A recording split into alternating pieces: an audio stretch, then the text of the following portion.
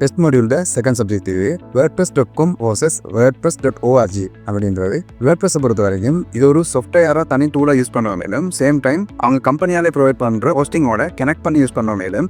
So இந்த இடத்துல WordPress.org WordPress.com அப்படின்னு ரெண்டு செப்பரேட் பார்ட் வருது. இங்கே நாங்கள் WordPress.org தான் யூஸ் பண்ண போகிறோம். அது ஏன் எப்படி எதுக்கு அப்படின்ற விஷயங்களை தொடர்ந்து பார்ப்போம்.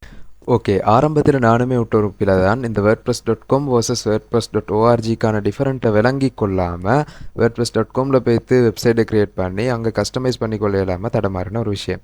அப்போ WordPress.com vs WordPress.orgல என்ன டிஃப்ரெண்ட் இருக்குது அப்படின்றத தொடர்ந்து பார்ப்போம். வேர்ட்ப்ரெஸ்ஸை பொறுத்த வரைக்கும் இது ஒரு ஓப்பன் சோர்ஸ் பிளாட்ஃபார்மாக இருந்தாலும் கூட WordPress.com அப்படின்ற ஒரு செப்பரேட் கேட்டகரி தனியான ஹோஸ்டிங்கும் இன்க்ளூட் பண்ணி ஒரு ப்ரீ ஹோஸ்டட் வெப்சைட்டை ஆஃபர் பண்ணி கொண்டிருக்காங்க. அப்போ WordPress.comக்கு போனால் நாங்கள் செப்பரேட்டாக ஹோஸ்டிங் வாங்க வேண்டிய அவசியம் இல்லை.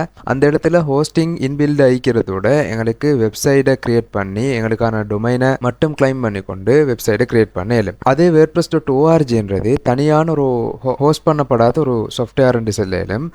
இந்த WordPress.orgன்ற ஆப்ஷனை நாங்கள் சூஸ் பண்ணினோம்டா செப்பரேட்டாக ஹோஸ்டிங் வாங்கி அந்த இடத்துல எங்களோட வேர்ட்ப்ரெஸ்ஸை நாங்கள் செப்பரேட்டாக இன்ஸ்டால் பண்ணி அதுக்கு பிறகு தான் ஹோஸ்ட் பண்ணி யூஸ் பண்ணுற மாதிரி இருக்கும். அப்போ மோரல் என்னென்னா WordPress.orgன்றது ஃபுல்லாக கஸ்டமைஸ் பண்ண இயலுமான ஃபுல் கண்ட்ரோலும் உள்ள ஒரு செல்ஃப் ஹோஸ்டட் பிளாட்ஃபார்ம்.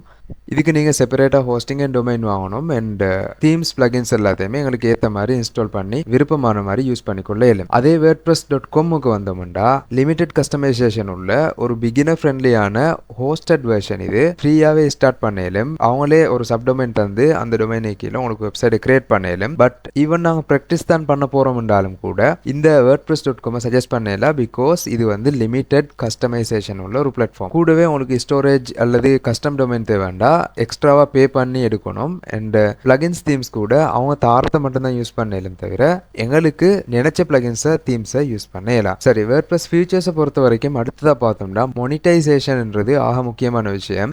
எங்களுக்கு மணி மேக் பண்ணுறதுக்கு இதுதான் ஹெல்ப் பண்ண போகுது என்ற நேரம். WordPress.orgல கம்ப்ளீட்டாக ஃபுல் கண்ட்ரோலும் எங்கள்கிட்ட இருந்தால கம்ப்ளீட் ஃப்ரீடம் இருக்குது. அதே WordPress.comல லிமிட்டடாக தான் அதுக்கான ஆப்ஷன்ஸ் மீக்கும். அடுத்தது இதுக்கான செலவு உண்டு பார்த்தோம்னா .orgல hosting fee domain fee separate ஆகிக்கும். WordPress.comல free and paid different plans ஆகிக்கும். தேவையானது யூஸ் பண்ணிக்கொள்ள இயலும். மெயின்டெனன்ஸை பொறுத்த வரைக்கும் கூட WordPress.org எங்களோட பர்சனல் வெப்சைட் என்பதால் யூசருக்கு தான் கம்ப்ளீட் ரெஸ்பான்சிபிலிட்டி ஆகிக்கும். அங்கால ஆட்டோமேட்டிக்காக பை டிஃபால்ட் வர WordPress.comட மெயின்டெனன்ஸ் ஆகிக்கும். SEOலையும் ORGக்கு ஃபுல் கண்ட்ரோல், .comல லிமிடெட். இ-காமர்ஸை பொறுத்த வரைக்கும் கூட சேம் தான். ORGக்கு ஃபுல் கண்ட்ரோல், அங்கால ரெஸ்ட்ரிக்ட் பண்ணிக்கும். டொமைன் நேம்லையும் WordPress.orgல கஸ்டம் டொமைன் நேம் கட்டாயம் எடுக்கணும். அதே WordPress.com பொறுத்த வரைக்கும் சப்டொமைன் நேமில் எங்களுக்கு வெப்சைட்டை கிரியேட் பண்ணிலும் தேவைப்பட்டால் நாங்கள் லைவ் பண்ணி ப்ரொஃபஷனலாக எடுக்கணும்டா அந்த டைமில் மட்டும் டொமைனுக்கான ஃபீயை பே பண்ணி கஸ்டம் டொமைன் நேம் கிளைம் பண்ணிக்கொள்ள இயலும். ஓகே, மெயினான சில டிஃபரெண்ட்டை இங்கே பார்த்துட்டோம். அடுத்ததான் நாங்கள் முக்கியமான இன்னும் 4 விஷயத்தை பார்த்துட்டு அடுத்த ஸ்டெப் வைப்போம். ஆல்ரெடி மென்ஷன் பண்ணது தான் ஹோஸ்டிங்கை பொறுத்த வரைக்கும் .comல நாங்கள் பை பண்ண வேண்டிய அவசியம் இல்லை. .orgல கட்டாயம் பை பண்ணணும். ஃப்ரீ ஆப்ஷன்ஸை பொறுத்த வரைக்கும் WordPress.comல லிமிடெட் ஆகிக்கும். .orgல கம்ப்ளீட் ஃப்ரீடம் ஆகிக்கும். எங்களுக்கு custom themes and plugins use பண்ண இயலுமாண்டா WordPress.comல லிமிடெட், அங்கால ஃபுல் ஆக்சஸ் கிடைக்கும். சைட் ஓனர்ஷிப்பை பொறுத்த வரைக்கும் கூட ஒரு வெப்சைட் பில்டரால் நாங்கள் கிரியேட் பண்ண வெப்சைட் போல தான் WordPress.comல ஆகிக்கும். சேம் டைம் WordPress.orgல 100% கண்ட்ரோல் எங்கள்கிட்ட தான் ஆகிக்கும். அப்போ இந்த விஷயத்தை நாங்கள் ரியல் லைஃப் சிச்சுவேஷன் ஒன்றோட கம்பேர் பண்ணி பார்ப்போம். WordPress.com அப்படின்றது நீங்கள் ஒரு ரெண்ட் ஹவுஸில் தங்குற மாதிரியும் WordPress.orgன்றது நீங்களே உங்களுக்கான வீட்டை கட்டி அந்த ஹவுஸை நீங்கள் ஓன் பண்ணுற மாதிரி. அடுத்ததாக WordPress.com வந்து நீங்கள் ரெண்ட் பண்ணிடுற அடுத்தவருக்குரிய ஒரு வெப்சைட் என்பதால் எங்களுக்கு கம்ப்ளீட்டாக ரினோவேட் பண்ணிக்கொள்ளலாம். பட் .orgல கிரியேட் பண்ணுறது உங்களோட சொந்த வீடு, நீங்கள் நினச்ச மாதிரி ரினோவேட் பண்ணலும், நினச்ச மாதிரி டிசைன்ஸை மாற்றிக்கொள்ள இயலும். எகெயின் பிளகின்ஸ் தீம்ஸுக்கு வந்தாலும் இங்கால லிமிட்டட், அங்கால அன்லிமிட்டட் ஃப்ரீடம் எங்களுக்கு ஈக்கும். ஓகே, அப்போ ஃபைனலாக கன்க்ளூஷன் ஒன்றுக்கு வரணும்டா நாங்கள் எந்த ஆப்ஷனை சூஸ் பண்ணுறதுன்ட்டு ஓபியஸ்லி WordPress.org.